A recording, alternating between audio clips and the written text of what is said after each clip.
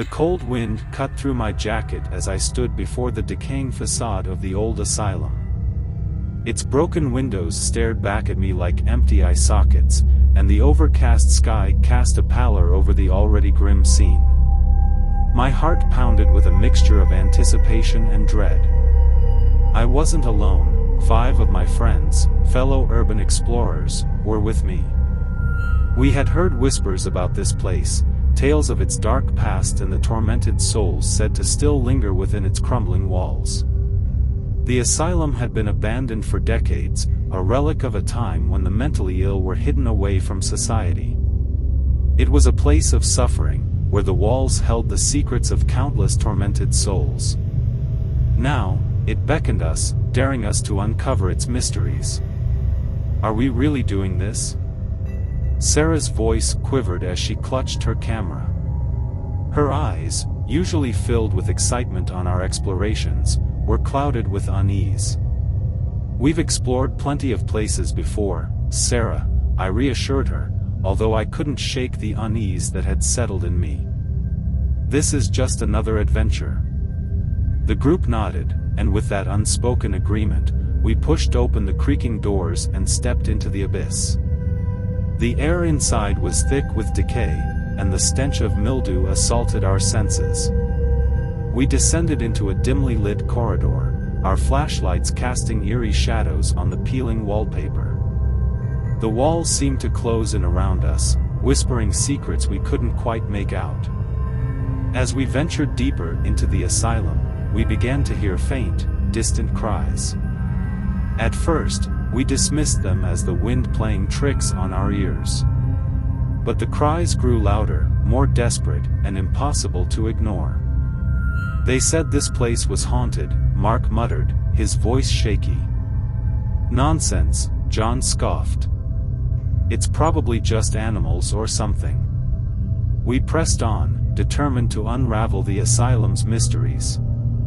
The cries seemed to follow us, echoing through the narrow corridors, reverberating off the peeling paint and crumbling plaster. Our flashlights illuminated rooms frozen in time.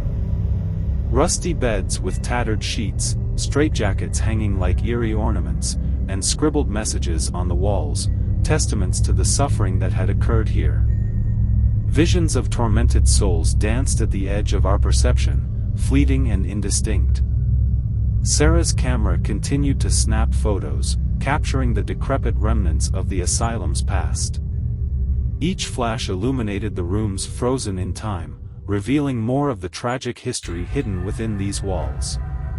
But as she took a picture of one particularly dark and foreboding room, a collective gasp escaped our lips. In the photo, amidst the peeling wallpaper and decaying furniture, there was something else, an eerie shadow that shouldn't have been there.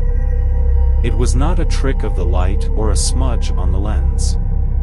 This shadow had form and substance, and it seemed to be reaching out, as if trying to escape the frame of the photograph. Sarah lowered her camera, her hands trembling. "Did you all see that?" she whispered, her voice quivering. We nodded, our eyes fixed on the photograph. The shadow defied explanation, and a feeling of dread settled over us. It was as if the asylum itself had manifested itself in that image, a silent scream frozen in time. As we continued to explore, the cries of the tormented grew more insistent, as if beckoning us deeper into the asylum's heart. With each step, the darkness seemed to press closer, and the shadows that danced on the walls took on sinister forms. It was then that we heard it, the sound of shuffling footsteps, distant but unmistakable. Panic surged through our veins, and we turned off our flashlights, plunging ourselves into darkness to hide from whatever might be approaching. In the inky blackness, we huddled together, our breaths shallow and rapid. The footsteps drew closer, growing louder with each passing moment. They echoed through the corridor, a haunting cadence that sent shivers down our spines. "Is anyone else in here with us?" Mark whispered, his voice barely audible.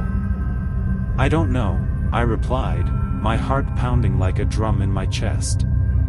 But we need to stay quiet and still. We remained motionless, our senses heightened as we strained to listen. The footsteps stopped just outside our hiding place, and we held our breath, praying that whatever was out there would move on. Then, a voice, an agonized, mournful wail, pierced the silence. It was the cry of a tormented soul, a voice filled with despair and anguish. The sound was so close, so visceral, that it felt as if it reverberated inside our very bones. Terror washed over us, threatening to consume our sanity.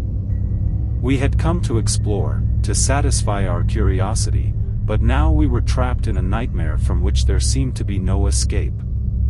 Sarah's camera, seemingly of its own volition, powered back on, its flash cutting through the darkness. In its brief illumination, we saw the source of the mournful cry, a figure, emaciated and hunched, its eyes vacant and empty, like a ghostly apparition from the past. Terror gripped our group as we stumbled out of the asylum, our frantic footsteps echoing in the night. The mournful cries still hung in the air, and the feeling of an oppressive darkness clung to us like a suffocating shroud. We had to get out, to escape the nightmarish horrors that lurked within those walls. As we reached the exit, a cold gust of wind welcomed us back into the open air. It felt like a reprieve, a return to the realm of the living. But our relief was short-lived as we realized that one of our friends, David, was missing. Panic surged anew, and without a second thought, we decided to re-enter the accursed building to find him. Our flashlights cut through the darkness as we called out his name, our voices trembling with fear. We ventured deeper into the asylum, retracing our steps to the room where we had last seen David. The eerie shadows played tricks on our senses, and the cries of the tormented seemed to intensify, as if mocking our desperate search. And then, there he was, standing in the center of the room, his back turned to us. He was whispering something in a language I couldn't recognize, a guttural, otherworldly chant that sent chills down my spine. "David?" Sarah's voice quivered as she approached him cautiously. Suddenly, as if in response to her call, David turned around to face us. His eyes were black voids, devoid of any humanity, and a malevolent grin twisted his features. Without warning, he lunged at us, his movements unnatural and inhuman. Panic and terror fueled our instincts, and we turned and ran as fast as our legs could carry us, leaving the nightmarish figure of our friend behind. We burst out of the asylum once more, our breathless sobs mixing with the frigid night air. The building seemed to emanate an aura of pure evil, a place where the boundaries between the living and the dead blurred into a realm of unspeakable horror. The following day, the police arrived to investigate David's disappearance. We recounted our harrowing experience, leading them to the room where we had last seen him. But when they entered, the room was empty, devoid of any trace of our missing friend. The police searched the entire asylum, but there was no sign of David. It was as if he had vanished without a trace, swallowed by the malevolent darkness that dwelled within those decaying walls. We were left with only our haunting memories and a chilling sense that we had escaped something far more sinister than we could ever comprehend. The asylum remained a place of unspeakable terror, a cursed relic of the past that would forever haunt our nightmares.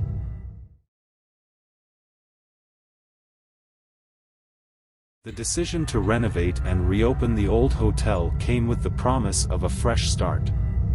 My family had always dreamt of owning a charming, historic inn, and this neglected building seemed like the perfect opportunity. Little did we know that this dream would soon turn into a haunting nightmare.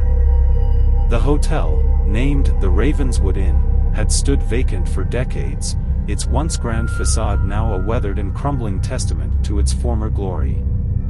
Ivy clung to the cracked walls, and the windows were boarded up as if the building itself had been trying to hide its secrets from the world. The town had whispered stories about the Ravenswood Inn, tales of tragedy, mysterious disappearances, and a dark history that had caused its abrupt closure. But we were undeterred. With the optimism that comes with youth and ambition, we saw potential where others saw despair. As we stepped through the creaking double doors, the air inside was heavy with dust and the scent of decay. Sunlight filtered through the gaps in the boarded windows, casting eerie patterns on the cracked floor tiles.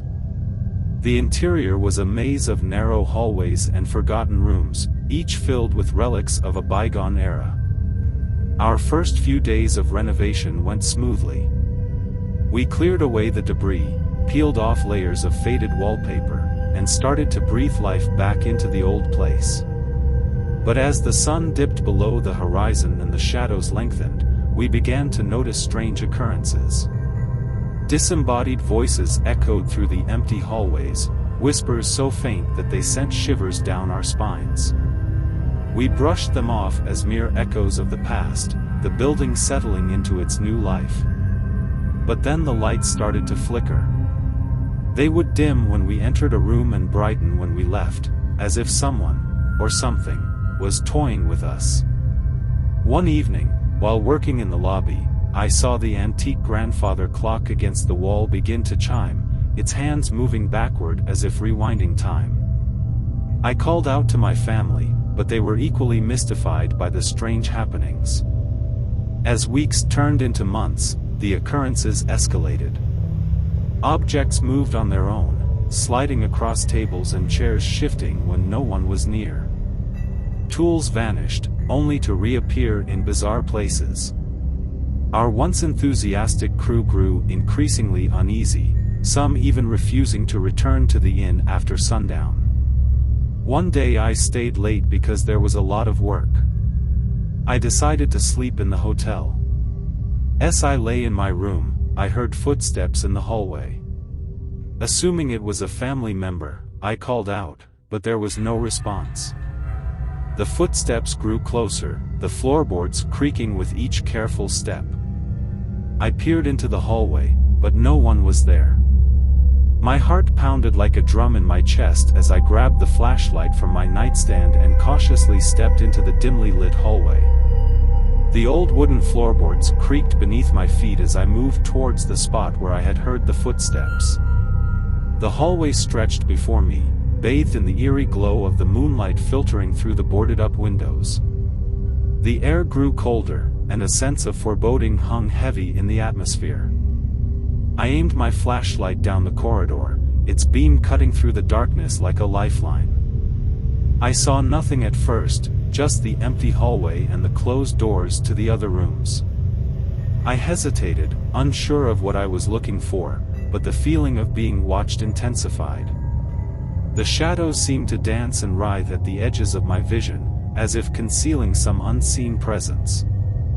Then, as I scanned the hallway once more, my flashlight flickered, casting a brief, disorienting darkness.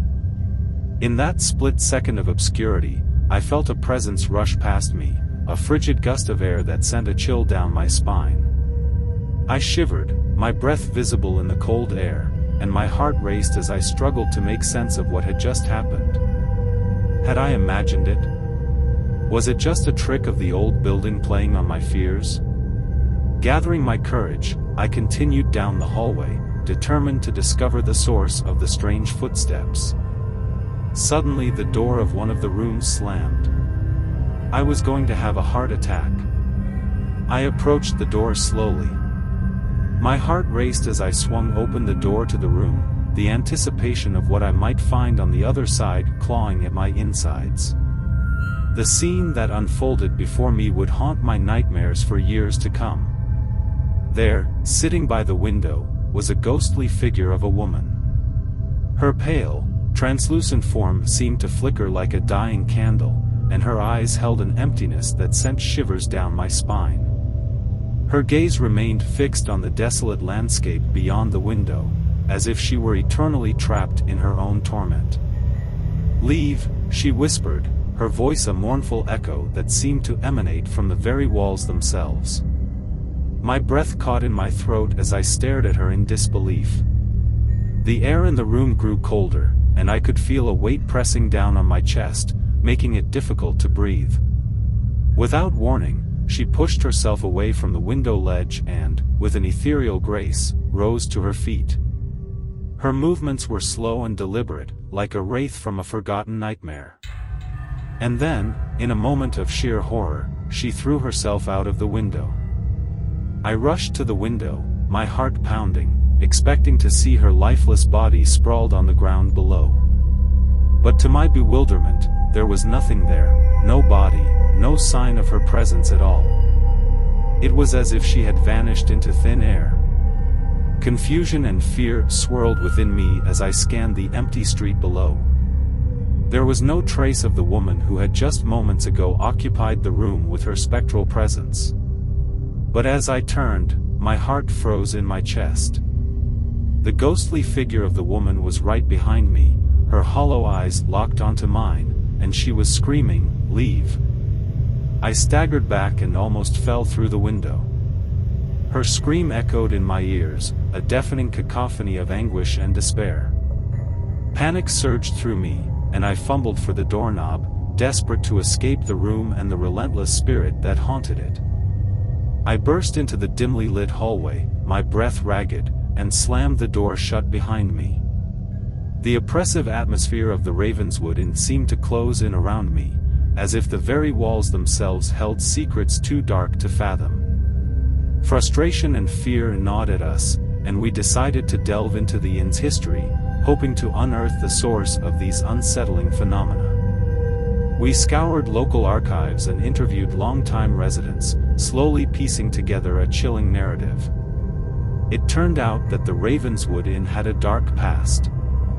In the 1930s, a series of unexplained deaths had occurred within its walls. Guests and staff reported apparitions, strange voices, and feelings of dread. The hotel had been abruptly closed, and the events surrounding its closure had been buried in the town's history.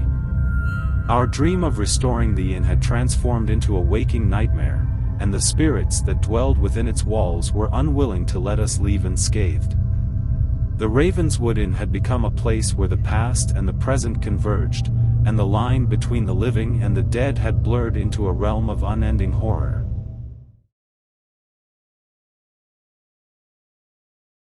The theater world had always been my passion, my lifeblood. But like many others in our troupe, I had witnessed the cruel ebb and flow of fortune that came with this unforgiving profession. We were a group of actors, directors, and writers, bound together by our shared love for the stage. Yet, years of dwindling audiences and unfavorable reviews had left us teetering on the brink of obscurity. It was with a desperate hope for revival that we stumbled upon the old theater, a decaying relic of the past. The Majestic Theater, as it was once called, had hosted countless performances in its heyday. But now, its once grand marquee had faded, and its crimson curtains were threadbare. The Majestic Theater had a dark reputation in our theater community. Stories of its hauntings and eerie occurrences had circulated for decades. Legends spoke of actors who had vanished mysteriously during rehearsals, their voices forever echoing in the hollow halls of the theater. Despite the ominous tales, we couldn't resist the allure of a stage that had seen so much history. We secured a lease, convinced that this decaying theater would be the stage for our triumphant comeback. As we crossed the threshold for our first rehearsal, the air inside was heavy with a palpable sense of history. Dust motes danced in the dim light, and the creaking floorboards seemed to whisper forgotten lines of plays long past. But it wasn't long before we realized that we were not alone in the Majestic Theater. During rehearsals, strange occurrences disrupted our performances. Lights flickered at the most dramatic moments, and props seemed to move on their own accord. One day we were just finishing our rehearsal performance. Our exhausted bodies glistened with sweat under the warm glow of the stage lights, and we exchanged triumphant smiles as we took our bows.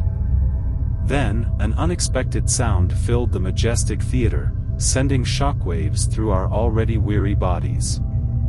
Applause, fervent and unmistakable, cascaded from the shadowy depths of the audience seats.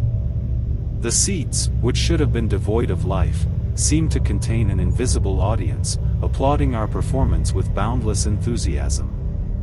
My heart skipped a beat, and I turned to my fellow actors, searching their faces for an explanation. Their wide-eyed expressions mirrored my own astonishment. We had been alone when we entered the stage, or so we thought. The applause swelled, echoing through the grand auditorium, filling the once empty seats with an unseen but undeniable presence. "Who's out there?" I called out, my voice quivering. "This isn't funny." The applause persisted, the claps growing louder and more exuberant, as if the invisible spectators reveled in our confusion and disbelief. Fear began to creep over us, replacing the initial excitement of a successful rehearsal. We knew that this was no ordinary phenomenon. The legends and tales of the Majestic Theater's hauntings came rushing back to haunt our thoughts. Frantically, we scanned the darkened seats, hoping to catch a glimpse of the source of the applause. But there was nothing to see, no discernible figures or apparitions in the audience. The invisible spectators continued to applaud, their fervor escalating to an unsettling crescendo. As our collective dread swelled, we decided to make a hasty exit from the stage, eager to escape the inexplicable occurrence. But as we rushed towards the backstage exit, the heavy velvet curtains that framed the stage descended, blocking our retreat. Panic set in as we grappled with the curtains, struggling to pull them aside. It was as if some unseen force was determined to keep us confined within this eerie theater. The applause continued, a relentless reminder of our captive audience.